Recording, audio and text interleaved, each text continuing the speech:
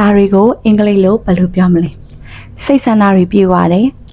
ပေါ့ပေါ့ပပနေထိုင်တတ်တဲ့သူစကားပြောကောင်းပြီးတော့လူချစ်လူခင်ပေါ်များတဲ့သူကျင်နာတတ်တဲ့နှွေးထွေးတဲ့နှလုံးသားပိုင်ရှင်ပထမတစ်ခုက fulfilled စိတ်ဆန္ဒတွေပြေပါတယ်ပေါ့ပေါ့ပပပျော်ပျော်ရွှင်ရွှင်နေတတ်တဲ့သူ happy go lucky စကားပြောကောင်းပြီးတော့လူချစ်လူခင်ပေါ်များတဲ့သူ charismatic ကျင်နာပြီးတော့နှွေးထွေးတဲ့နှလုံးသားပိုင်ရှင် warm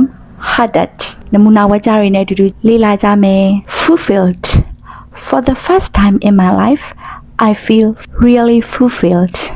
ဘဝမှာပထမဦးဆုံးစိတ်ဆန္ဒတွေတကယ်ကိုပြေဝသွားတယ်လို့ခံစားရတယ် happy go lucky most people see him as a happy go lucky guy without a care in the world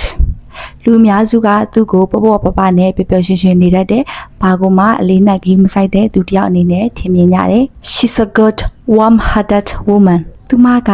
စိတ်ထားကောင်းတဲ့ကျင်နာတတ်တဲ့နှွေးထွေးတဲ့နှလုံးသားပိုင်ရှင်ပါ charismatic everybody loves Susan because she's a charismatic person Susan ကအပြောကောင်းပြီးတော့မှလူချစ်လူခင်ပေါ်များတာကြောင့်လူတိုင်းကသူ့ကိုချစ်ကြတယ်